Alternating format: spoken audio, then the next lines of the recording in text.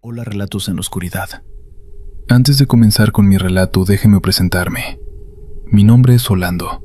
Soy de un pequeño pueblo cerca de Durango, y durante muchos años me gané la vida como vaquero. Trabajé en distintos ranchos, moviéndome de un lugar a otro, buscando siempre mejores oportunidades. Pero la vida no siempre es generosa. Hace un tiempo, una enfermedad me dejó débil y sin fuerzas para trabajar por varios meses. Los gastos médicos y las deudas se acumularon hasta que perdí todo lo que tenía. Cuando finalmente recuperé mis fuerzas, no me quedaba más remedio que empezar de cero. Así fue como llegué a ese rancho remoto, buscando un nuevo comienzo. Jamás imaginé que ese lugar cambiaría mi vida para siempre, y que lo que vivía ahí me perseguiría hasta el día de hoy. El rancho estaba en medio de la nada. Para llegar hasta allá tuve que cabalgar durante 2 días completos, por caminos polvorientos y solitarios. El paisaje era árido, con pocos árboles y mucho silencio. Cuando finalmente vi las construcciones del rancho a lo lejos, sentí un alivio enorme. Necesitaba ese trabajo más que nada en el mundo. El dueño del lugar, don Guidal, era un hombre de pocas palabras, pero justo. Me dio trabajo sin hacer muchas preguntas, cosa que agradecí enormemente. Las condiciones eran duras, el trabajo pesado y las jornadas largas, pero yo estaba dispuesto a hacer lo que fuera necesario para ganarme mi sustento. Los primeros días transcurrieron con normalidad. Éramos 5 vaqueros en total, incluyéndome. Los otros 4 eran hombres rudos, pero amables, acostumbrados a la vida difícil del campo. Por las noches, después de la jornada, nos reuníamos alrededor de una fogata para cenar y platicar un rato antes de dormir. Compartíamos historias, nos quejábamos del cansancio y a veces hasta cantábamos alguna canción. Era una rutina sencilla pero reconfortante, especialmente para alguien como yo que había pasado meses enfermo y solo. Todo cambió cuando llegó Ignacio. Nacho, como le decían algunos. Apareció una mañana, a pie, caminando por el camino del rancho como si hubiera salido de la nada. Don Guidal lo contrató en el acto, supongo que porque necesitábamos más manos para el trabajo. Desde el primer momento, Nacho me pareció extraño. No era solo su apariencia, aunque sí llamaba la atención su complexión fuerte y su mirada penetrante. Era algo más, algo que no podía definir con palabras. Nacho era un trabajador excepcional, eso hay que reconocerlo. Hacía el trabajo de 2 hombres sin quejarse ni cansarse. Levantaba cargas pesadas con una facilidad asombrosa y manejaba al ganado como si los animales lo obedecieran por instinto. Su fuerza era impresionante, casi sobrenatural. Pero lo que más me inquietaba no era su capacidad física, sino su comportamiento. Nacho casi nunca hablaba. Respondía con monosílabos cuando le preguntaban algo, y jamás iniciaba una conversación. Sus ojos oscuros parecían observarlo todo con una intensidad extraña, como si estuviera analizando cada movimiento, cada gesto de quienes lo rodeaban. Lo más perturbador era su costumbre de desaparecer cada noche. Mientras nosotros nos reuníamos alrededor de la fogata, Nacho se alejaba en silencio hacia la oscuridad. Nunca se unía a nuestras pláticas, nunca compartía una comida con nosotros, nunca se quedaba cerca. Simplemente se esfumaba en las sombras y nadie sabía a dónde iba. Al principio pensamos que tal vez buscaba un lugar tranquilo para estar solo, o quizás no le agradaba la compañía. Pero con el paso de los días, esa desaparición nocturna comenzó a incomodarnos a todos. Una noche, uno de los vaqueros, un hombre llamado Chuy, comentó en voz baja que había intentado seguir a Nacho para ver a dónde iba. Dijo que lo perdió de vista en cuestión de segundos, como si se hubiera desvanecido en el aire. La forma en que Chuy lo contó, con nerviosismo en la voz, nos hizo sentir un escalofrío a todos. Yo mismo había notado cómo Nacho se movía en la oscuridad con una confianza y un silencio absolutos, como si pudiera ver perfectamente sin necesidad de luz. Era algo fuera de lo normal, algo que no encajaba con ninguna explicación lógica. A pesar de la incomodidad que nos causaba, nadie se atrevía a confrontar a Nacho. Primero, porque era muy útil en el rancho. Su trabajo valía por el de 2 hombres, y don Guidal estaba más que satisfecho con su desempeño. Segundo, porque había algo en él, en su presencia, que imponía respeto, o tal vez miedo.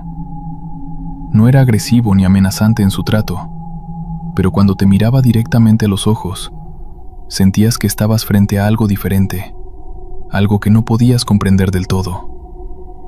Mientras tanto, en el pueblo cercano comenzaron a circular rumores extraños. Al principio eran solo murmullos, historias que la gente contaba en voz baja en la tienda o en la cantina. Decían que había una criatura merodeando por las noches. Algunos hablaban de sombras grandes que se movían entre las casas, otros de ruidos inquietantes que venían del monte. La hija del herrero, una muchacha seria y poco dada a la exageración, juró haber visto algo que describió como un híbrido entre hombre y bestia, con ojos brillantes como brasas en la oscuridad. Su testimonio causó revuelo porque ella no era de las que inventaban historias para llamar la atención. Los humores se multiplicaron rápidamente. Varias personas reportaron haber escuchado pasos pesados sobre los techos de sus casas durante la noche, como si algo grande caminara allá arriba. Otros vieron animales de gran tamaño cerca de los corrales, figuras que se movían con rapidez y desaparecían antes de que pudieran identificarlas con claridad. El miedo empezó a apoderarse del pueblo, y la gente comenzó a encerrarse en sus casas apenas caía la noche. Entonces sucedió algo que transformó los rumores en verdadero terror. 2 hombres del pueblo fueron encontrados en el camino que conecta con el rancho vecino. Sus cuerpos presentaban heridas terribles, profundas, como si hubieran sido atacados por una bestia salvaje.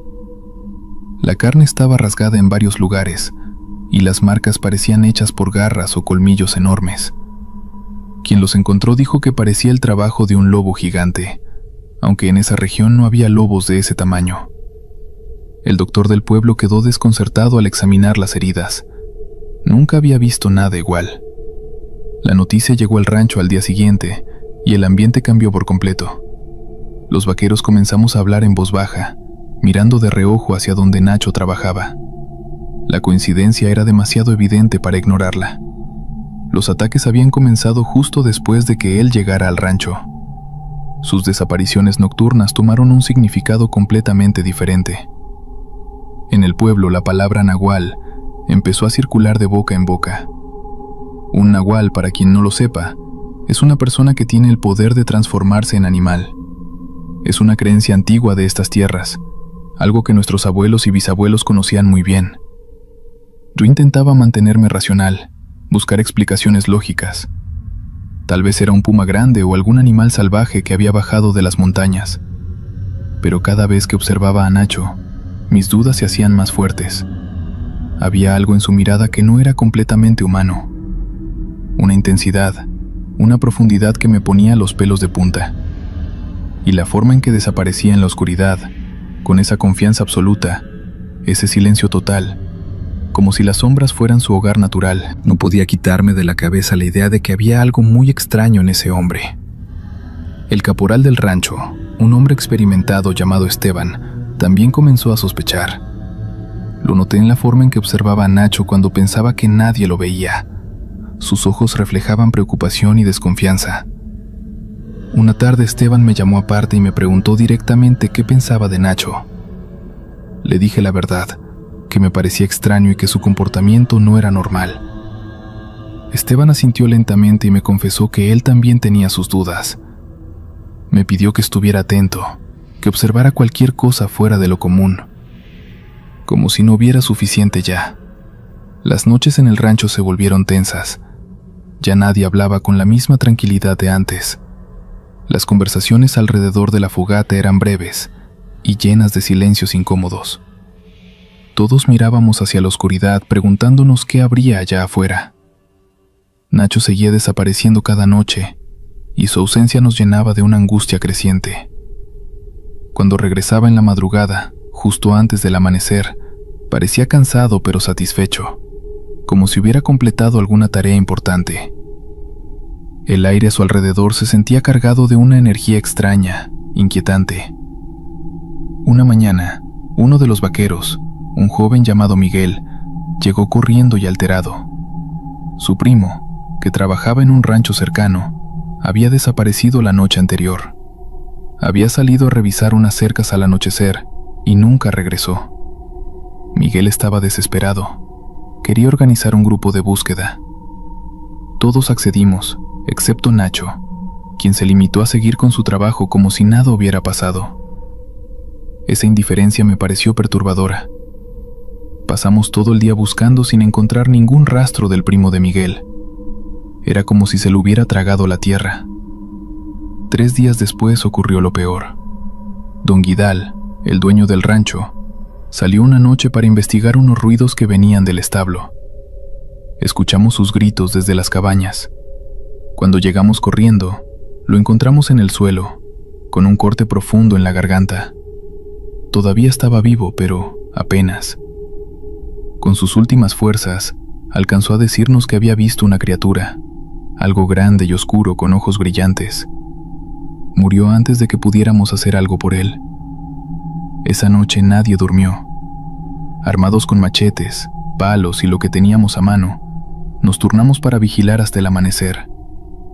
El rancho se convirtió en una especie de fortaleza. Nadie salía solo, especialmente de noche.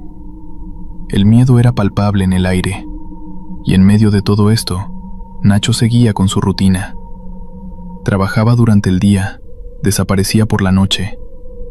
Pero ahora, cuando regresaba en las madrugadas, yo notaba cosas que antes no había visto. A veces traía la ropa sucia de tierra y pasto, como si hubiera estado revolcándose en el suelo. Una mañana vi que tenía arañazos en los brazos, marcas que no estaban el día anterior.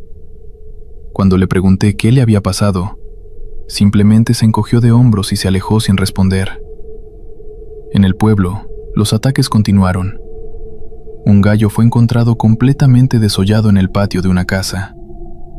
Una mujer fue atacada brutalmente cuando regresaba tarde de visitar a una vecina enferma. Sobrevivió, pero quedó tan afectada que no pudo describir con claridad lo que la había atacado. Solo repetía entre lágrimas que había visto ojos de fuego en la oscuridad y que había sentido un aliento caliente y fétido antes de desmayarse del terror. El pueblo entero vivía aterrorizado. La gente ya no salía de noche por ningún motivo. Una noche que nunca olvidaré. Nacho regresó diferente. Era pasada la medianoche cuando escuché sus pasos acercándose a su cabaña, que estaba cerca de la mía. Me levanté y miré por una rendija de la ventana. Lo que vi me heló la sangre. Su camisa estaba manchada de algo oscuro que bajo la luz de la luna parecía sangre.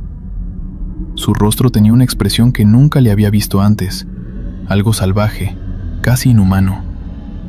Sus ojos brillaban con una luz extraña y su respiración era agitada, como la de un animal después de una persecución. En ese momento, supe con absoluta certeza que Nacho era el responsable de todo. Ya no había lugar para dudas en mi mente. Ese hombre, o lo que fuera que era en realidad, era la criatura que aterrorizaba el pueblo y el rancho. Pero el miedo me paralizó. No podía simplemente acusarlo sin pruebas. ¿Quién me creería? ¿Y si me equivocaba? ¿Y si Nacho era inocente y yo estaba dejándome llevar por el pánico? Pero en el fondo, sabía la verdad. La sentía en cada fibra de mi ser. Decidí que tenía que descubrir la verdad por mí mismo. No podía seguir viviendo con esa incertidumbre, con ese miedo constante. Una noche, me preparé para seguir a Nacho cuando se alejara en la oscuridad. Me armé con mi machete, tomé una linterna pequeña y esperé. Como siempre, después de que terminamos de trabajar, Nacho se alejó caminando hacia el monte. Esperé unos minutos y comencé a seguirlo, manteniendo una distancia prudente, procurando no hacer ruido. Seguirlo fue más difícil de lo que imaginé. A pesar de que yo conocía bien esos caminos, Nacho se movía con una velocidad y seguridad increíbles en la oscuridad total. Varias veces estuve a punto de perderlo de vista. Se internó en una zona boscosa donde los árboles eran más densos. Yo trataba de caminar con cuidado, evitando pisar ramas secas que pudieran delatarme. Mi corazón latía tan fuerte que temía que pudiera escucharlo. De pronto Nacho se detuvo en un claro. Yo me escondí detrás de unos arbustos observando. La luna llena iluminaba el lugar con una luz plateada. Lo que vi a continuación desafió toda lógica, toda razón. Nacho comenzó a quitarse la ropa con movimientos rápidos y precisos. Quedó completamente desnudo en medio del claro. Pensé que tal vez estaba presenciando algún ritual extraño. Pero entonces sucedió algo que me dejó paralizado de terror. El cuerpo de Nacho comenzó a cambiar. Al principio pensé que era un truco de las sombras o de mi imaginación alterada por el miedo. Pero no, era real. Su espalda se arqueó de una forma antinatural. Escuché el sonido de huesos crujiendo, moviéndose, reacomodándose. Su piel pareció ondularse y de ella brotó pelaje oscuro. Sus manos se transformaron en garras. Su rostro, su hermoso rostro humano, se alargó formando un hocico lleno de colmillos afilados. Sus ojos, esos ojos que siempre me habían parecido extraños, ahora brillaban con una luz amarillenta y feroz. En menos de un minuto el hombre llamado Nacho había desaparecido. En su lugar había una criatura enorme, una mezcla horrorosa entre humano y coyote. La bestia levantó la cabeza, olfateó el aire y soltó un aullido que me hizo temblar hasta los huesos. Era un sonido terrible, lleno de hambre y de rabia. Luego salió corriendo a 4 patas hacia el pueblo, moviéndose con una velocidad sobrenatural. Yo me quedé allí, escondido, temblando incontrolablemente. No podía creer lo que acababa de presenciar. Mi mente se negaba a aceptarlo, pero lo había visto con mis propios ojos. Nacho era un nahual, un ser capaz de transformarse en bestia. Todas las historias que había escuchado de niño, todas las leyendas que creía eran solo cuentos para asustar, eran reales. Y yo acababa de presenciar la prueba viviente. No sé cuánto tiempo pasé allí paralizado por el terror. Eventualmente logré moverme. Regresé al rancho corriendo, tropezando en la oscuridad, sin importarme el ruido que hacía. Cuando llegué a mi cabaña, me encerré con llave y empujé mi cama contra la puerta. Pasé el resto de la noche despierto, con mi machete en las manos, esperando el amanecer. Cada ruido de la noche me sobresaltaba. Cada sombra parecía esconder a la criatura. Al día siguiente estaba destrozado. No había dormido nada y mi mente estaba confundida. ¿Debía contarle a alguien lo que había visto? ¿Me creerían? Probablemente pensarían que me había vuelto loco. Decidí guardar silencio por el momento, pero mantenerme alerta. Observé a Nacho durante el día. Actuaba con total normalidad, como si nada hubiera pasado. Trabajaba duro. Respondía con monosílabos cuando le hablaban. Y al caer la noche, desapareció de nuevo en la oscuridad. Esa noche hubo otro ataque en el pueblo. Una familia completa fue aterrorizada cuando algo intentó entrar a su casa, rompiendo una ventana y arañando la puerta. Lograron ahuyentarlo haciendo ruido y prendiendo fuego, pero quedaron traumatizados. El pánico en el pueblo alcanzó niveles insoportables. Algunos habitantes comenzaron a hablar de abandonar sus hogares e irse a vivir a otro lugar. La situación era insostenible. Yo sabía que tenía que hacer algo. No podía simplemente quedarme callado mientras esa criatura seguía atacando a gente inocente. Pero enfrentarme a Nacho en su forma humana sería inútil. Tendría que esperar a que se transformara, y eso significaba ponerme en un peligro terrible. Pasé los siguientes días preparándome mentalmente, afilando mi machete, rezando por tener el valor suficiente para hacer lo que tenía que hacer. La oportunidad llegó más pronto de lo que esperaba, pero no de la forma que imaginé. Una noche estaba en mi cabaña tratando de dormir un poco cuando escuché un ruido afuera, un gruñido bajo, amenazante. Me levanté de inmediato agarrando mi machete. El gruñido se hizo más fuerte, más cercano. Luego, un golpe violento sacudió mi puerta. Otro golpe. La madera comenzó a crujir bajo la presión. Me di cuenta con horror de que la criatura no estaba cazando en el pueblo esa noche. Estaba allí, en el rancho, y me había elegido a mí como su próxima víctima. Tal vez me había visto cuando lo seguía aquella noche. Tal vez había percibido mi olor, reconocido mi presencia. No lo sé. Lo único que sé es que estaba allí, del otro lado de esa puerta, tratando de entrar. La puerta se halló con un estruendo terrible. La madera se astilló y cayó hacia adentro. Por el hueco apareció la criatura. Era aún más horrible de cerca de lo que había sido desde mi escondite en el bosque. Su pelaje oscuro estaba erizado, sus ojos amarillos brillaban con una intensidad demoníaca y su hocico mostraba hileras de colmillos manchados. Saliva goteaba de su boca mientras gruñía, un sonido que venía directamente del infierno. No tuve tiempo de pensar. La criatura se lanzó sobre mí con una velocidad increíble. Logré esquivarla por poco, rodando hacia un lado. Me puse de pie de inmediato, levantando mi machete. La bestia se volvió hacia mí, sus garras arañando el piso de madera. Nos miramos fijamente durante un segundo que pareció eterno. Luego atacó de nuevo. Esta vez no pude esquivarla completamente. Sus garras me alcanzaron el brazo izquierdo, rasgando mi camisa y mi piel. El dolor fue intenso, pero el miedo y la adrenalina me mantuvieron de pie. Cuando la criatura pasó junto a mí, alcancé a darle un golpe con el machete. La hoja se hundió en su costado y la bestia aulló de dolor y rabia. Era un sonido horrible, mitad aullido animal, mitad grito humano. La criatura retrocedió, mirándome con ojos llenos de odio. Yo estaba sangrando, temblando, pero mantuve el machete en alto, listo para defenderme. La bestia gruñó, mostrando sus colmillos, calculando su siguiente movimiento. Yo sabía que si atacaba de nuevo, tal vez no tendría la suerte de sobrevivir. Estaba cansado, herido, y la criatura era demasiado fuerte y rápida. Entonces ocurrió algo que jamás olvidaré. La criatura abrió su hocico, y de él salieron palabras. Palabras humanas, dichas con una voz gutural y llena de rabia. Maldito seas. Fue la confirmación final de lo que ya sabía, pero escucharlo me impactó profundamente. Esa cosa era Nacho. Era humano y bestia al mismo tiempo. Y en ese momento, herido y furioso, había dejado salir su voz humana a través de su forma animal. La criatura dio media vuelta y huyó por la puerta rota, desapareciendo en la noche. Yo me desplomé en el suelo jadeando, sosteniendo mi brazo herido. Escuché gritos afuera.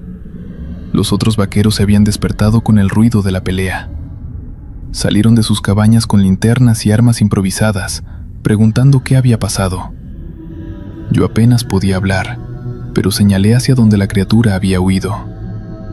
Esperamos hasta el amanecer, armados y atentos, pero la criatura no regresó. Cuando la luz del día finalmente llegó, salimos a buscar rastros. No tuvimos que ir muy lejos.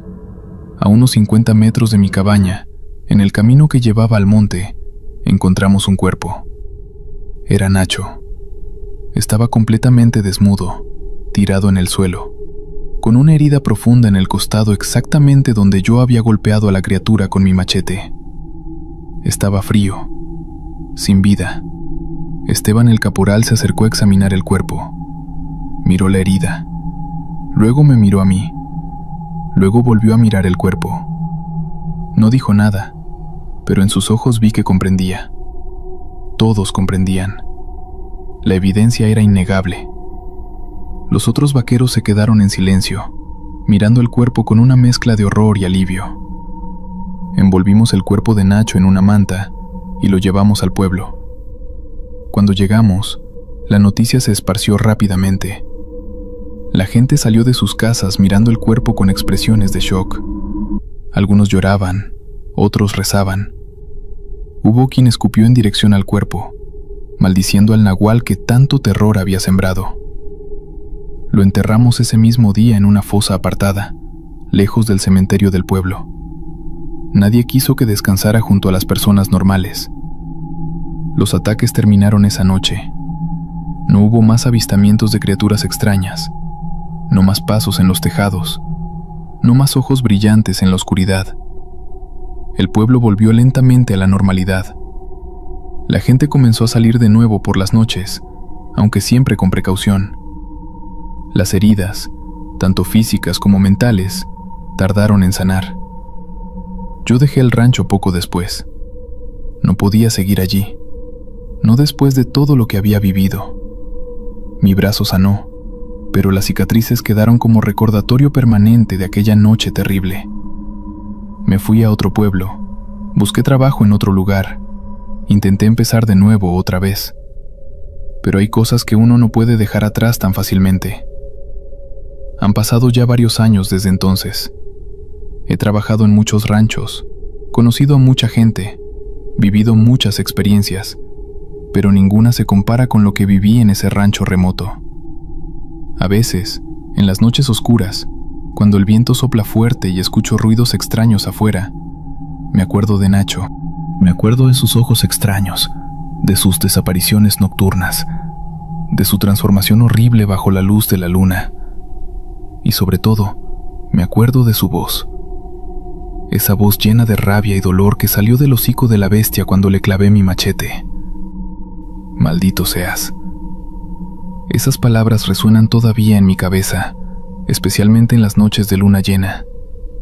Me pregunto si habrá más como él, más nahuales escondidos entre nosotros viviendo vidas normales durante el día y transformándose en bestias por la noche. No tengo respuestas, solo tengo mi historia, mi experiencia, mis cicatrices y el conocimiento de que el mundo es mucho más extraño, mucho más aterrador de lo que la mayoría de la gente imagina. Hay cosas allá afuera, en la oscuridad, que desafían toda explicación, criaturas que no deberían existir pero que existen, y yo tuve la desgracia o tal vez la suerte de enfrentarme a una de ellas y sobrevivir para contarlo. Por eso les comparto esta historia ahora, para que sepan que no todo lo que brilla en la oscuridad son estrellas, para que sepan que cuando escuchen historias sobre nahuales y criaturas sobrenaturales, no las descarten como simples leyendas. Algunas de esas historias son reales. Yo lo sé porque lo viví. Y si alguna vez se encuentran con alguien como Nacho, alguien demasiado callado, demasiado fuerte, demasiado extraño, alguien que desaparece cada noche sin explicación, tengan cuidado, mucho cuidado, porque podría ser uno de ellos, un nahual. Y entonces su vida podría cambiar para siempre, tal como cambió la mía. Esa es mi historia. La historia de Rolando, un vaquero de Durango que se enfrentó a un nahual y vivió para contarlo. Una historia que me persigue hasta el día de hoy y que probablemente me perseguirá hasta el final de mis días. Me llamo Roberto y soy de un pequeño rancho en Durango. Lo que voy a contarles sucedió hace algunos años cuando yo apenas era un joven de 20 años. En mi pueblo todos nos conocíamos, éramos como una gran familia. Nos ayudábamos unos a otros, compartíamos lo poco o mucho que teníamos, y la vida transcurría tranquila entre el trabajo del campo y las celebraciones de vez en cuando. En medio de nuestra comunidad vivía doña Licha, la partera del pueblo. Era una anciana que todos respetaban profundamente. Había ayudado a nacer a la mayoría de la gente de mi generación, incluyéndome a mí. Mi propia madre siempre hablaba de ella con admiración. Decía que doña Licha tenía manos benditas, que nunca una mujer había perdido la vida mientras ella atendía el parto. Su conocimiento de hierbas y remedios caseros era algo que todos valoraban enormemente. Doña Licha era una mujer seria, de muy pocas palabras. Tenía el cabello completamente blanco, siempre recogido en un moño apretado, y sus ojos oscuros parecían ver más allá de lo que uno mostraba. Vestía siempre de negro o gris, con un rebozo gastado que la acompañaba a todas partes. No importaba si era medianoche o si estaba lloviendo. Cuando alguien la necesitaba, ella acudía sin pensarlo 2 veces. Lo más curioso es que rara vez aceptaba dinero como pago. Prefería que le dieran gallinas, huevos, maíz o algún animal de corral. Decía que el dinero no tenía valor para ella, que lo único que importaba era ayudar a traer vida al mundo. Recuerdo que mi hermana menor nació con la ayuda de doña Licha. Yo tenía 12 años entonces y esperé toda la noche afuera de la casa junto a mi padre y mis hermanos. Cuando finalmente escuchamos el llanto del bebé, doña Licha salió con mi hermana envuelta en mantas limpias. Mi madre estaba bien, cansada pero bien. Doña Licha no quiso aceptar el dinero que mi padre le ofreció. En su lugar, pidió una gallina y un poco de romero del jardín de mi madre. Nos pareció extraño, pero nadie cuestionaba sus peticiones. Los años pasaron y doña Licha siguió siendo la partera de confianza de todo el rancho. Sin embargo, cuando yo tenía unos 18 años, comenzaron a surgir rumores. Al principio eran solo murmuraciones entre las mujeres del pueblo, mientras lavaban ropa en el río o preparaban tortillas. Decían que habían visto a doña Licha salir de su casa muy tarde por las noches, cuando todos dormían. Pero lo extraño no era solo la hora, sino que no llevaba su bolso de partera. En su lugar, cargaba una cubeta de metal vieja y una pala pequeña. Las primeras veces nadie le dio mucha importancia. Pensaban que tal vez iba a buscar alguna hierba especial que solo crecía de noche o algo así. Pero las veces se convirtieron en semanas y las semanas en meses. Siempre la misma rutina. Salía cuando la luna estaba alta y regresaba justo antes del amanecer, con la ropa sucia de tierra y manchas oscuras que nadie podía identificar bien en la penumbra. Doña Petra, una de las vecinas más cercanas a la casa de doña Licha, fue la primera en atreverse a decir en voz alta lo que muchos pensaban. Un día, mientras varias mujeres molían maíz juntas, Petra compartió que había visto a doña Licha regresar una madrugada con las manos completamente cubiertas de tierra. Pero no era tierra común, decía Petra. Era tierra oscura, casi negra, y había un olor extraño que no era a hierbas ni a plantas. Era un olor metálico, como a sangre vieja mezclada con algo que no podía describir. Los rumores comenzaron a crecer como la mala hierba. Se decía que lo que doña Licha llevaba en esa cubeta eran restos de los partos, las placentas, los cordones, todo lo que quedaba después de que un bebé nacía. En el rancho, la tradición era enterrar esas cosas cerca de la casa, bajo un árbol, como símbolo de que el niño echaría raíces en ese lugar. Pero doña Licha se llevaba todo. Siempre decía que ella se encargaría de eso, que era parte de su trabajo. Ahora la gente comenzaba a preguntarse qué hacía realmente con esos restos. Las murmuraciones se volvieron cada vez más oscuras. Algunos decían que doña Licha no solo practicaba la medicina de partear, que sus conocimientos iban más allá de lo natural. Comenzaron a recordar cosas extrañas que antes habían pasado desapercibidas. Don Mauricio contó que después de que doña Licha atendiera el parto de su esposa, su mejor caballo amaneció muerto sin razón aparente. La señora Carmela mencionó que sus gallinas dejaron de poner huevos durante semanas después de la visita de la partera. Don Esteban habló de cómo su cosecha de maíz se había perdido completamente.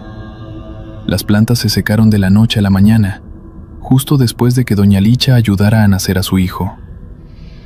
Yo escuchaba todo esto con una mezcla de incredulidad y miedo.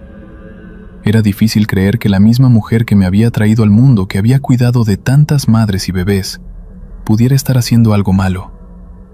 Pero al mismo tiempo, no podía negar que las coincidencias eran demasiadas. Mi padre decía que no debíamos juzgar sin pruebas, pero incluso él parecía incómodo cuando mencionaban el nombre de doña Licha. Hubo quienes afirmaban haber visto luces extrañas en el cerro, justo en la dirección donde doña Licha caminaba cada noche. Eran luces pequeñas como de velas o lámparas que parpadeaban y se movían de un lado a otro. Algunos juraban haber escuchado cantos o rezos en un idioma que no reconocían, palabras que sonaban antiguas y que hacían que se les erizara la piel, pero nadie se atrevía a seguirla para comprobar qué estaba haciendo realmente.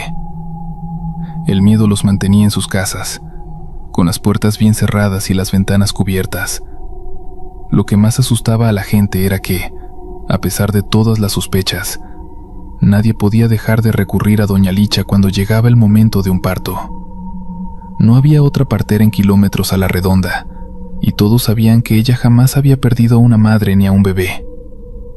Era como si estuvieran atrapados entre el miedo y la necesidad. Las mujeres embarazadas la llamaban con el corazón encogido, rezando para que solo hiciera su trabajo de partera y nada más. Yo mismo empecé a sentir que algo no estaba bien. Una noche, regresando tarde de ayudar a un vecino con su ganado, vi a doña Licha saliendo de su casa. Eran cerca de las 11 de la noche. Llevaba su cubeta en una mano y en la otra una pala. Me escondí detrás de un árbol grande para que no me viera. Su forma de caminar era diferente a como lo hacía durante el día. De día, doña Licha caminaba lento, encorvada por la edad, apoyándose en un bastón. Pero esa noche caminaba derecha, con pasos firmes y rápidos, como si tuviera la mitad de sus años. Se dirigió hacia el monte, hacia una zona que todos conocíamos como la Cañada Abandonada.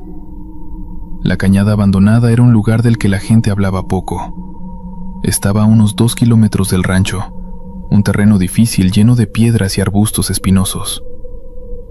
Años atrás, 2 niños se habían perdido allí, y nunca los encontraron.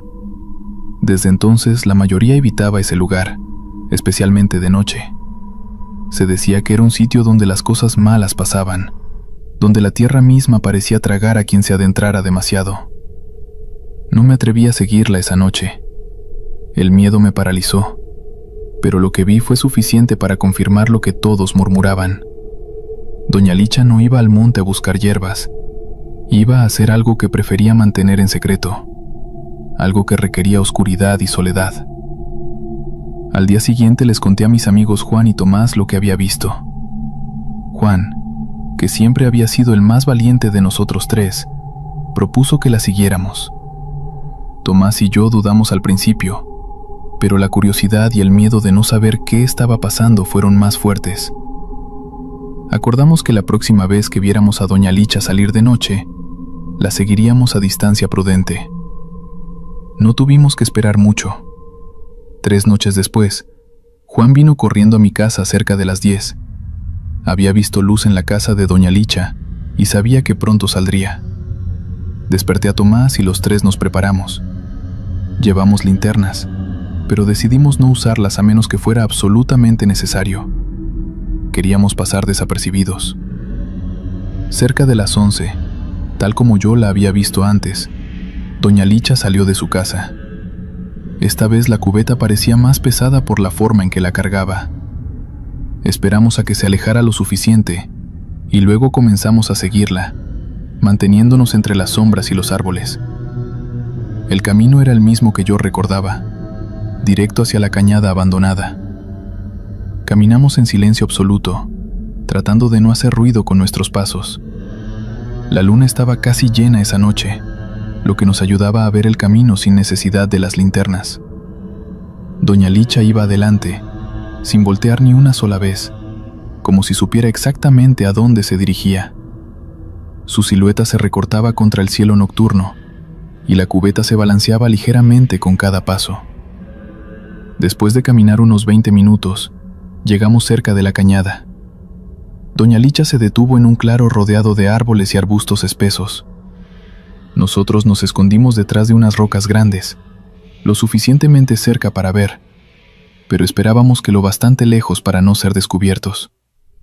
Mi corazón latía tan fuerte que temía que pudiera escucharlo. Doña Licha dejó la cubeta en el suelo y sacó una lámpara de aceite de entre su ropa. La encendió con movimientos lentos y precisos. La luz amarillenta iluminó su rostro, haciéndola ver aún más vieja de lo que era. Luego se arrodilló en el suelo y comenzó a cavar con sus propias manos. No usó la pala que había traído, simplemente comenzó a escarbar la tierra con los dedos, como si la tierra fuera suave como harina. Juan Tomás y yo nos miramos sin poder creer lo que veíamos. Una anciana de su edad no debería tener la fuerza para cavar así, y menos con las manos desnudas. Pero ahí estaba, cavando sin parar, sin mostrar cansancio ni dolor. La tierra oscura se acumulaba a su lado mientras el hoyo se hacía más y más profundo. Después de varios minutos, doña Licha se detuvo. Se limpió las manos en su ropa y se acercó a la cubeta. Con cuidado sacó un bulto envuelto en un lienzo manchado. El tamaño del bulto me heló la sangre. No era muy grande, pero era inconfundible. Parecía tener el tamaño de un bebé recién nacido. Tomás ahogó un grito y tuve que taparle la boca con mi mano. Doña Licha sostuvo el bulto con ambas manos y lo acercó a su pecho por un momento como si lo estuviera meciendo. Luego lo colocó con cuidado dentro del hoyo que había acabado. Fue entonces cuando comenzó a hablar. Al principio eran murmullos que no podíamos entender, pero luego su voz se hizo más clara. Hablaba en una lengua que ninguno de nosotros conocía. No era español, ni inglés, ni ninguno de los dialectos indígenas que habíamos escuchado en el pueblo. Eran palabras extrañas, guturales, que parecían salir desde lo más profundo de su garganta. Mientras hablaba, el aire a nuestro alrededor cambió. Se volvió más pesado, más frío, a pesar de que era una noche de verano. Un olor penetrante llegó hasta donde estábamos escondidos. Era un olor a sangre fresca mezclado con hierbas quemadas y algo más, algo podrido que me revolvió el estómago.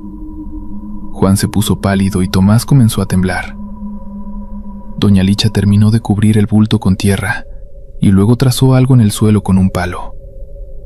Desde donde estábamos no podíamos ver bien qué era, pero parecían símbolos o dibujos.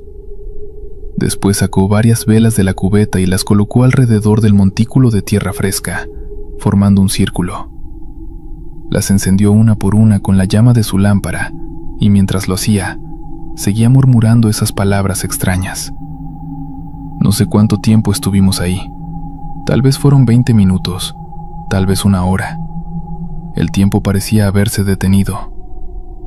Finalmente doña Licha apagó las velas, las guardó en su cubeta junto con la lámpara y comenzó a caminar de regreso hacia el rancho. Nosotros esperamos hasta que su figura desapareció completamente en la oscuridad antes de atrevernos a movernos. Nos acercamos al lugar donde había estado. El olor seguía ahí, más fuerte ahora. En el suelo estaba el montículo de tierra fresca y alrededor las marcas que había hecho. Eran símbolos que ninguno de nosotros reconocía. Círculos dentro de otros círculos, líneas que se cruzaban de formas extrañas. Juan quiso cavar para ver qué había enterrado exactamente, pero Tomás y yo lo detuvimos. Teníamos demasiado miedo de lo que podríamos encontrar. Regresamos al rancho en silencio. Ninguno de nosotros durmió esa noche. Al día siguiente, la historia de lo que habíamos visto se extendió por todo el pueblo como fuego en pasto seco. La gente que antes solo murmuraba, ahora hablaba abiertamente. Las sospechas de brujería ya no eran solo rumores, eran una certeza en la mente de todos. Doña Petra dijo que siempre lo había sabido, que los ojos de doña Licha nunca le habían parecido normales. Don Mauricio recordó más eventos extraños que habían ocurrido después de sus visitas. Las mujeres embarazadas comenzaron a entrar en pánico. Algunas dijeron que preferían dar a luz solas antes que llamar a doña Licha. Otras buscaron parteras en pueblos vecinos, aunque eso significara viajar horas en caminos difíciles. La tensión en el rancho creció día tras día. Doña Licha parecía no darse cuenta o no importarle lo que la gente decía. Seguía con su vida como siempre, saliendo de su casa solo cuando alguien la necesitaba y encerrándose el resto del tiempo. Pero la gente ya no la miraba con respeto, sino con miedo y desconfianza. Los niños corrían cuando la veían pasar, y las mujeres se persignaban en secreto.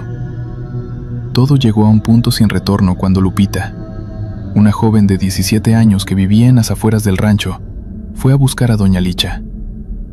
Lupita no iba por un parto, sino porque se sentía enferma.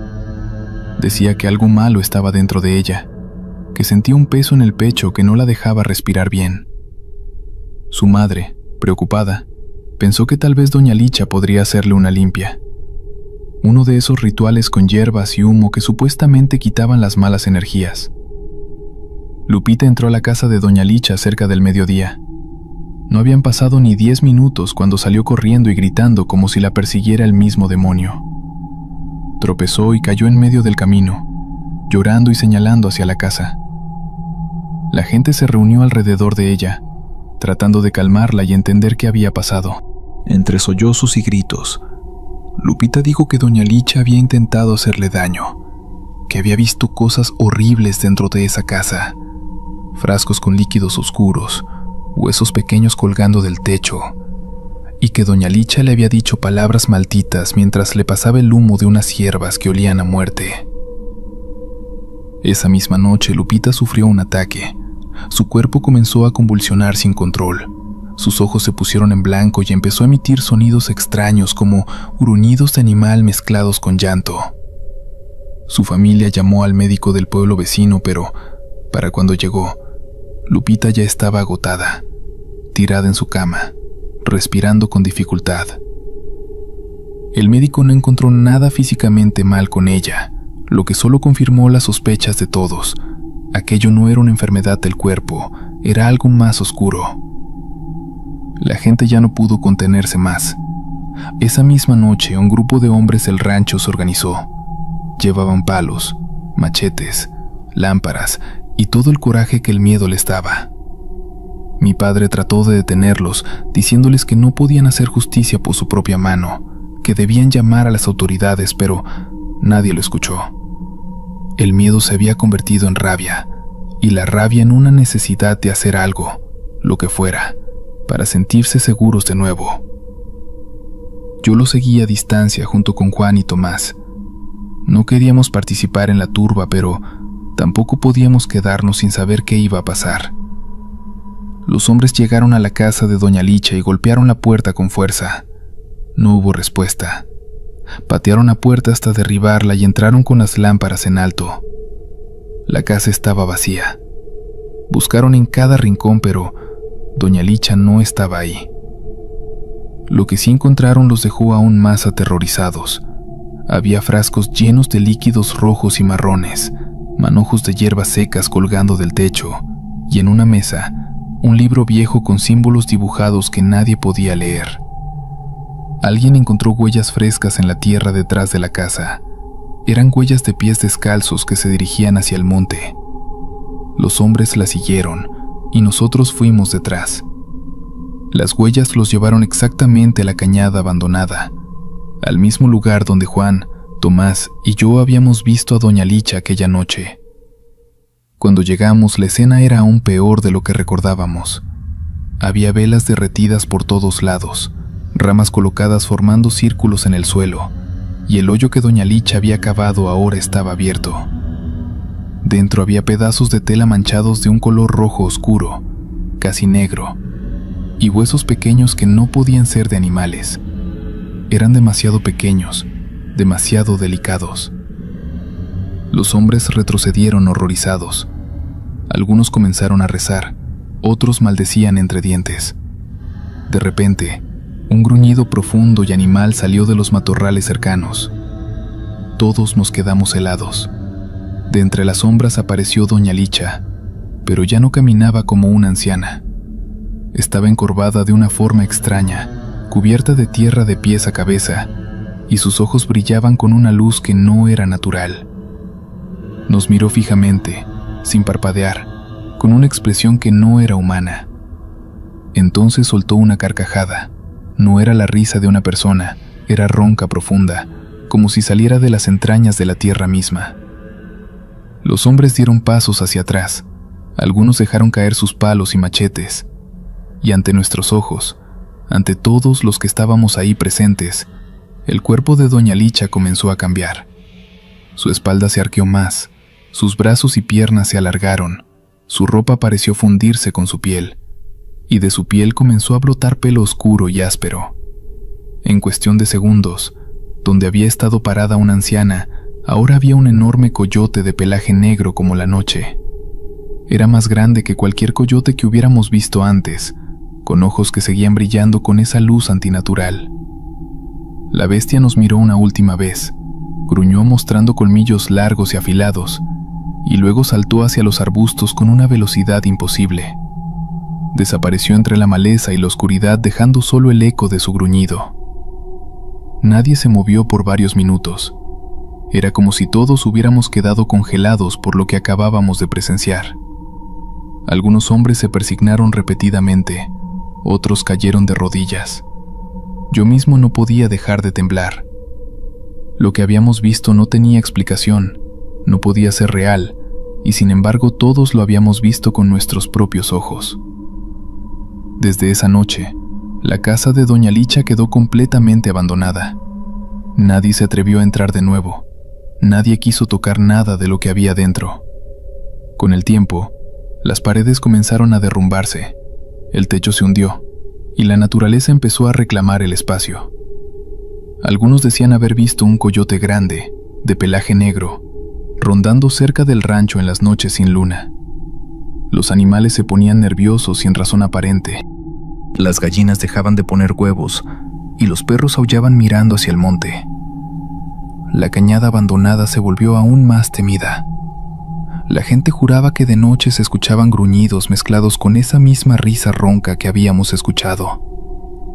Los aullidos de los coyotes parecían diferentes, más largos, más tristes, como si llamaran a algo o a alguien. Yo me fui del rancho años después, buscando trabajo en la ciudad, pero nunca he podido olvidar lo que vi esa noche. A veces cuando escucho el aullido de un coyote en la distancia, me vuelve el recuerdo de doña Licha y su transformación. Me pregunto si sigue ahí, vagando por el monte, o si finalmente encontró descanso. Nadie en el rancho habla de ella abiertamente, pero todos recuerdan. Todos saben que la partera que alguna vez fue respetada era en realidad algo mucho más oscuro, algo que podía cambiar de forma y que guardaba secretos terribles en la tierra de la cañada. Los viejos del rancho aconsejan a los jóvenes que nunca vayan a la cañada de noche, que si escuchan aullidos extraños se encierren en sus casas y recen. Y aunque han pasado los años, aunque muchos han tratado de olvidar, la historia de doña Licha sigue viva, pasando de generación en generación, como una advertencia de que hay cosas en este mundo que van más allá de lo que podemos entender, cosas que es mejor dejar en paz. Nadie en Cuevo quería hablar de la familia Añasco. Cuando algún forastero preguntaba por ellos, y de vez en cuando alguno lo hacía, porque el apellido aparecía tallado en una cruz de quebracho al costado de la ruta vieja que baja hacia Buyuibe, Bolivia, los lugareños miraban hacia otro lado. Se ocupaban repentinamente de cosas que tenían pendientes desde hacía semanas, o respondían con un simple «no sé nada de eso», antes de darse vuelta y alejarse a paso apurado. Era el tipo de silencio que no nacía de la ignorancia, sino de algo mucho más denso. El silencio de quienes saben y prefieren no recordar. Yo llegué a Cuevo en el mes de agosto del año 2019, siguiendo una investigación periodística sobre abandono rural en la región del Chaco boliviano. Mi nombre es Rodrigo Severiche Montaño. Tenía 34 años en ese entonces y trabajaba como colaborador independiente para una revista de Santa Cruz que ya no existe. Vine en mi camioneta Toyota desvencijada, con una grabadora digital, 3 libretas, y la ingenuidad de quien cree que las historias más interesantes siempre están en los bordes del mapa. Me alojé en la pensión de doña Perpetua Quispe, una mujer de unos 70 años, bajita, de trenzas grises, y una mirada que evaluaba a las personas con la misma precisión con que un geólogo evalúa una roca. Me cobró 20 bolivianos la noche. Me dio un cuarto que olía a naftalina y eucalipto, y me advirtió desde el primer momento, con una calma que me pareció ensayada, que no me alejara demasiado del pueblo después del anochecer. El monte tiene sus cosas, me dijo sin más explicación. Yo asentí con la condescendencia discreta del citadino que cree entender el campo. Durante los primeros 3 días, recorrí el pueblo con mi libreta, hablé con el alcalde, con la enfermera del puesto de salud, con un par de ganaderos que vendían queso en la plaza los martes. El pueblo de Cuevo no es pequeño, tiene su iglesia, su mercadito, su canchita de fútbol, sus calles de tierra apisonada que en época de lluvias se convierten en ríos de barro. Pero tiene también esa cualidad particular de los pueblos que han perdido gente, una quietud demasiado grande para el espacio que ocupa, como una ropa que le quedó grande después de encoger. Fue el 4.º día cuando conocí a Eustaquio Varela. Eustaquio tenía unos 55 años, aunque aparentaba 70. Era el hombre que cuidaba los caballos de una estancia cercana y pasaba sus tardes libres bebiendo singani en la tienda de don Leovigildo Camacho, a 2 cuadras de la plaza. Cuando me senté a su lado y le ofrecí una copa, Me miró de costado con esos ojos suyos de color café oscuro y me dijo: «Usted está buscando algo, ¿no? Los que vienen de la ciudad siempre están buscando algo». Le dije que sí, que buscaba historias del lugar, que me interesaba la historia del pueblo, la gente que se había ido y la que se había quedado. Eustaquio bebió despacio.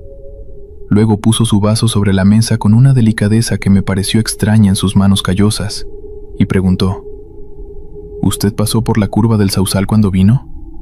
¿La que está antes del puente de madera, donde hay una cruz?». Le dije que sí, que la había visto. «¿La cruz de Quebracho?». «Esa misma». Se quedó callado un momento largo. Don Leovigildo, que estaba acomodando botellas detrás del mostrador, se alejó discretamente hacia el fondo del negocio, como si de pronto necesitara revisar algo en la bodega. «Esa cruz», dijo Eustaquio al fin, «la puso mi tío Rubén hace como 22 años.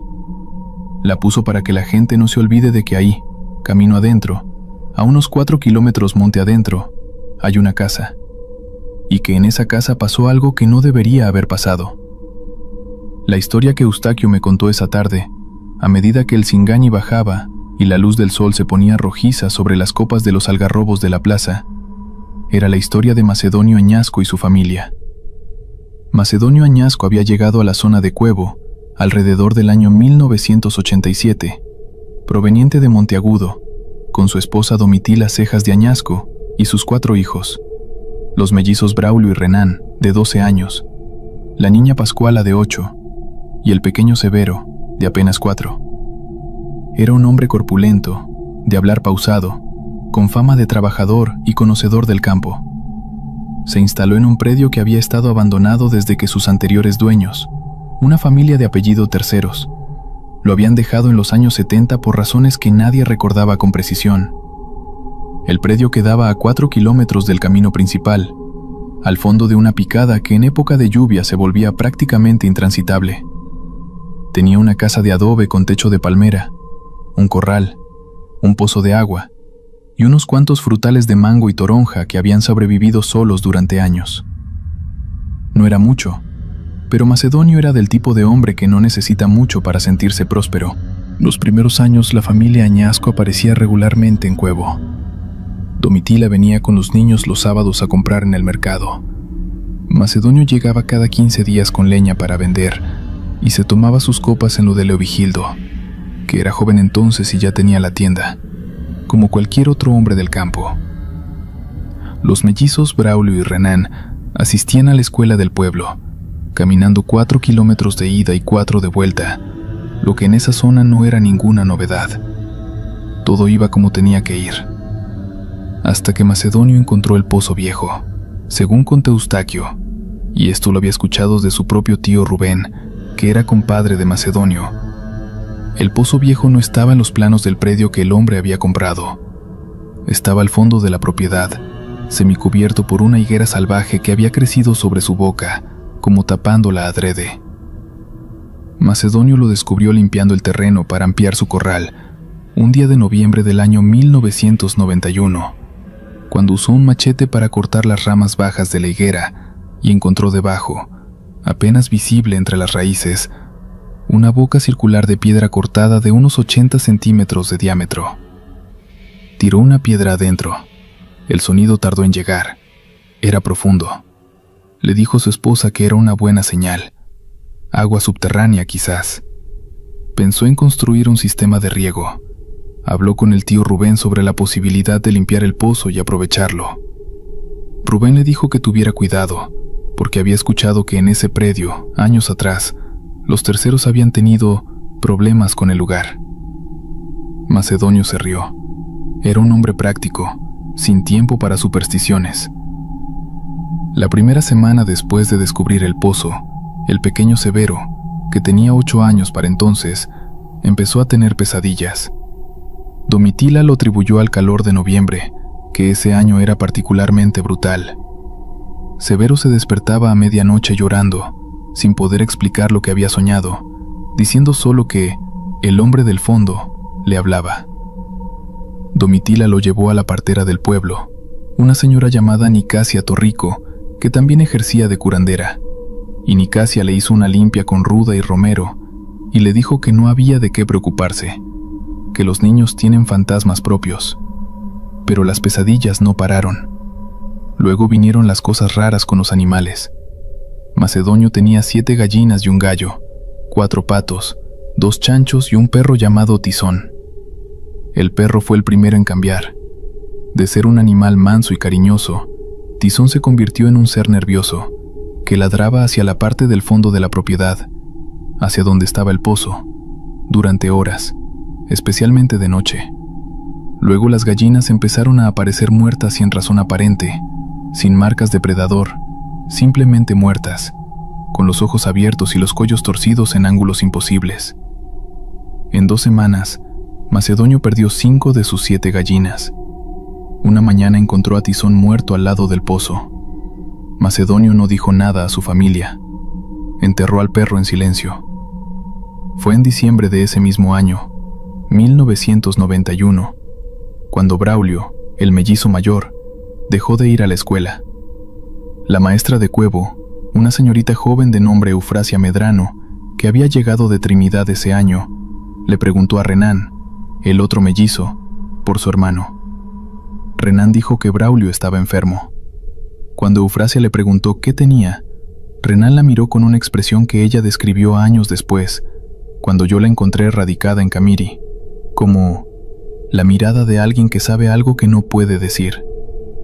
Dijo que su hermano se caía al suelo. Me contó Eufrasia aquella tarde en Camiri, mientras tomábamos café en su casa, que se caía al suelo y no recordaba nada. Pensé en epilepsia. Le sugerí a Domitila que lo llevaran al médico de Camiri. Domitila asintió, pero no lo llevó. Nadie lo llevó. Yo le pregunté a Eufrasia si había ido al predio a visitar a la familia. Una sola vez, dijo, y se quedó callado un momento. Una sola vez y no volví. Me contó que fue en febrero de 1992. Llegó a la propiedad de los Añasco en bicicleta, a media mañana, con la excusa de llevar una tarea escolar para Braulio. Domitila la recibió en la puerta. Eufrasia notó que la mujer había adelgazado notoriamente, que tenía ojeras profundas y los labios resecos. La invitó a pasar, pero Eufrasia dijo que no tenía tiempo, que solo traía los papeles. Fue en ese momento cuando Eufrasia vio a Braulio. El niño estaba sentado en el piso del patio, de espaldas a la puerta, mirando hacia el fondo de la propiedad, mirando hacia donde estaba el pozo, aunque desde esa distancia no se podía ver. Estaba completamente inmóvil, con las manos sobre las rodillas, y no reaccionó cuando su madre lo llamó por su nombre. Domitila lo llamó 3 veces. Braulio no se movió. Lo que más me asustó, dijo Eufrasia y bajó la voz aunque estábamos solos en su cocina. Lo que más me asustó no fue que el niño no respondiera. Fue que cuando me estaba yendo ya en mi bicicleta me volteé a mirar una última vez, y Braulio se había dado vuelta. Estaba mirándome, y sonreía. Pero era una sonrisa que no era de él. Era demasiado grande, demasiado quieta. No parpadeaba. Eufrasia no volvió al predio. En marzo de ese año pidió su traslado a otra escuela. La familia Añasco desapareció del pueblo en algún momento del invierno de 1992. Nadie supo exactamente cuándo fue. Las ausencias en el campus son graduales. Primero 1 semana sin aparecer, luego 2, luego 1 mes. Y para cuando alguien empieza a pensar que algo podría estar mal, ya pasaron varios meses. Fue el tío Rubén Varela quien finalmente fue al predio, en agosto de 1992, preocupado porque su compadre Macedonio no había ido a Cuevo desde antes de las lluvias de enero. Lo que encontró Rubén Varela en esa propiedad es lo que Eustaquio me contó esa tarde con el Zingani en la mano y la voz baja, y es lo que yo intenté durante años comprender, verificar y ordenar en mi cabeza sin lograrlo del todo. La casa estaba intacta, las puertas sin llave, los muebles en su lugar. En la cocina había una olla con restos de comida que llevaba meses podrida. Las camas estaban tendidas. La ropa de la familia colgaba en el cordel del patio como si fuera cualquier día de lavado. No había señales de violencia, de robo, de huida apresurada. La familia simplemente no estaba. Rubén recorrió la propiedad llamando a los Añasco. No hubo respuesta. Los animales que quedaban, los 2 chanchos y los 3 patos, estaban muertos, descompuestos, en el corral. Habían muerto de hambre y sed. Llevaban semanas muertos. Rubén fue al pozo. La higuera volvía a crecer sobre él, como si la naturaleza tuviera prisa por taparlo de nuevo. Rubén se acercó, apartó las ramas con su machete y miró adentro. No vio nada. Era demasiado profundo y la luz del mediodía no alcanzaba el fondo. Pero olió algo. Rubén Varela era un hombre de campo, acostumbrado a los olores del monte, a los animales muertos, al agua estancada, al fango caliente de la época lluviosa. Pero describió el olor del pozo, según me contó Eustaquio, que se lo escuchó contar muchas veces durante años, como algo que no tenía nombre en su vocabulario. No era el olor de algo muerto, era más bien el olor de algo que estaba esperando, algo húmedo, antiguo y paciente. Rubén cerró el pozo con una tapa de madera que encontró en el galpón, la aseguró con piedras encima y se fue del predio sin mirar atrás. Presentó la denuncia en la comandancia de Cuevo. Vinieron algunos policías de Camiri, revisaron la propiedad, levantaron un acta. La conclusión oficial fue abandono voluntario del predio por razones desconocidas. Nunca se encontró a la familia Añasco. Ninguno de sus 5 integrantes volvió a aparecer en ningún registro, en ningún hospital, en ningún pueblo de la zona. Era como si la tierra los hubiera tragado. Hasta ahí podría haber quedado la historia. Una familia que se fue sin decir a dónde, un caso sin resolver, el tipo de vacío que el campo genera con regularidad. Pero hay un detalle que Eustaquio me contó esa tarde casi como al pasar, como si fuera lo menos importante, y que no me ha dejado dormir bien desde entonces. 3 meses después de la visita de Rubén al predio, en noviembre de 1992, un arriero llamado Fortunato Ibáñez pasó por el camino viejo que bordeaba la propiedad de los Añasco. Fortunato llevaba ganado hacia Boyoibe y tomó ese camino por costumbre, aunque la mayoría de los arrieros ya lo evitaban desde lo de los Añasco.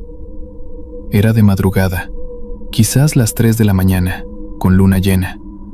Al pasar frente a la entrada del predio, Fortunato vio una luz pequeña, amarilla, que salía de adentro del monte, desde donde estaba la casa, como la luz de un candil o una vela. Fortunato detuvo su caballo. El animal no quería moverse de todos modos. Estaba rígido, con las orejas paradas, resoplando. Fortunato miró la luz. La luz parpadeó. Y luego, según le contó a Rubén Varela días después, la luz empezó a moverse. No hacia adelante ni hacia atrás, sino en círculos. Círculos lentos, regulares, como si alguien caminara en círculos muy pequeños sosteniendo una vela. Durante unos minutos, Fortunato no supo cuántos, dijo que el tiempo se le hizo raro. La luz siguió haciendo sus círculos, y luego se apagó de golpe. Fortunato esperó en la oscuridad. Entonces escuchó el canto. No era una voz humana exactamente, o quizás sí era humana pero modificada por la distancia y el monte. Era bajo, monótono, sin melodía reconocible, sin palabras identificables. Un canto de una sola nota que subía y bajaba apenas, como un rezo o un llamado. Duró tal vez 2 minutos. Luego silencio total. Fortunato arrió su ganado a la carrera y no paró hasta llegar a la primera estancia con luz encendida, donde despertó a la familia del propietario y pasó el resto de la noche sentado en la cocina, sin hablar, bebiendo mate que nadie le había ofrecido, pero nadie le negó tampoco. Yo no era el tipo de persona que cree en estas cosas. Soy, un periodista de formación, con tendencia al escepticismo, con poca paciencia para el folclore del miedo. Pero esa noche, después de que Eustaquio terminó su historia y se fue a su cuarto sin decir más, me quedé solo en la tienda de don Leovigildo, mirando las moscas que giraban alrededor del único foco de luz del local, y sentí algo que no supe cómo llamar. No era miedo exactamente, era la sensación de que la historia no había terminado, que tenía un peso específico, una densidad, que las historias inventadas no tienen. Que Eustaquio no me había contado un cuento, sino que me había entregado algo que él también había cargado durante años y que quería, de algún modo, que alguien más lo cargara. Al día siguiente fui al Camino Viejo. Encontré la cruz de Quebracho sin dificultad. Estaba al costado de la picada que entraba al monte, en un recodo donde 3 algarrobos formaban una especie de arco natural. La cruz era simple, bien hecha, con el nombre Añasco grabado en el travesaño horizontal y debajo una fecha: 1992. No había flores ni ofrendas recientes. La madera estaba gris por los años y el sol, pero seguía firme.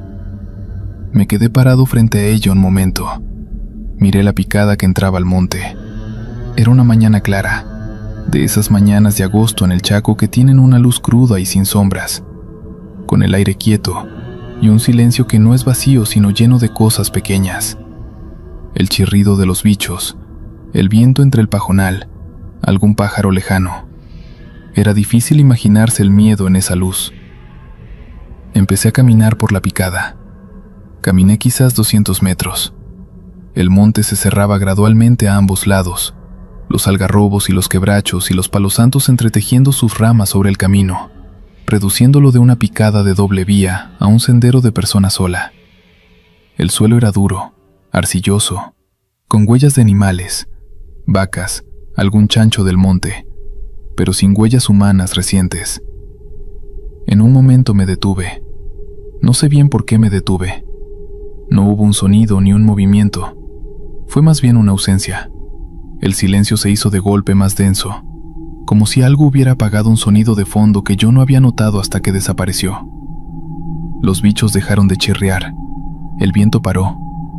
Incluso mi propia respiración me pareció demasiado ruidosa. Me quedé quieto tal vez 30 segundos. Y entonces, muy claramente, sentí que algo me miraba desde adelante. No vi nada. No había nada visible en el sendero. Solo monte cerrado, sombra, el camino perdiéndose en la penumbra verde. Pero la sensación era tan concreta, tan física, tan inequívoca como la sensación del sol en la piel o el frío en las manos. Algo, en algún punto del sendero delante de mí, me estaba mirando. Me di vuelta y caminé de regreso. No corrí. Quiero aclarar eso. Caminé, despacio, con la dignidad tonta de quien no quiere admitir que tiene miedo. Pero caminé mirando al frente, sin voltearme, con los músculos del cuello rígidos por el esfuerzo de no girar la cabeza. Llegué al camino principal, a la cruz de Quebracho. El sol me golpeó la cara como una mano abierta. Los bichos volvieron a chirriar.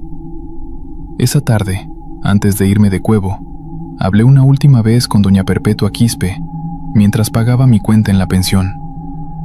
Le pregunté si ella sabía algo de la familia Añasco. Doña Perpetua me cobró sin apuro, guardó los billetes en su delantal y me dijo, sin mirarme: esa familia no se fue. Los que se van, avisan. Venden sus cosas o dejan recado con alguno. Los que se van, dejan rastro. Le pregunté qué quería decir. Se encogió de hombros. Que hay cosas en el monte que tienen hambre desde antes de que llegáramos nosotros, y que de vez en cuando comen. Luego me señaló mi camioneta con un gesto de cabeza y dijo: váyase antes de que oscurezca. Me fui. Intenté durante meses reconstruir la historia de los Añasco por medios convencionales. Busqué registros en el CEGIP, en el archivo del juzgado de Camiri, en las listas de desaparecidos de la Defensoría del Pueblo. Macedonio Añasco, nacido en Monteagudo en 1955, no hay registros de su fallecimiento, ni de su paradero después de 1991. Domitila Cejas de Añasco, igual. Los mellizos Braulio y Renan Añasco Cejas, Pascuala Añasco Cejas, Severo Añasco Cejas. Ningún registro posterior a 1991 en ninguna base de datos que pude consultar. Una familia de 6 personas que simplemente dejó de existir en los registros de un país entero. Contacté al oficial que había levantado el acta en 1992, un subteniente retirado llamado Héctor Morales que vivía en Sucre. Morales me recibió en su casa, me ofreció café, y cuando le pregunté por el caso Añasco, me dijo que no lo recordaba con claridad, que habían pasado muchos años, que habían muchos casos de abandono de predio en esa época por razones económicas. Le pregunté si habían bajado al pozo. Se quedó callado un momento. ¿Qué pozo?, dijo finalmente. El pozo viejo que había en el fondo de la propiedad. Morales me miró con una expresión que no supe leer del todo. No era negación ni confirmación. Era algo en el medio, como la cara de alguien que está decidiendo en tiempo real cuánto decir. No recuerdo ningún pozo, dijo al final, y cambió el tema. No volví a Cuevo. No tengo explicación racional para lo que sentí en esa picada. Sigo siendo, en general, un hombre de poca fe en lo sobrenatural, pero hay algo que me quedó de esa historia, algo que no puedo sacudir. La cruz de Quebracho. Rubén Varela la puso en 1992. Lleva el nombre de la familia y el año, pero tiene una particularidad que yo noté cuando estuve frente a ella y que no mencioné antes porque quería contarla al final. La cruz tiene una inscripción en la parte de abajo del poste vertical.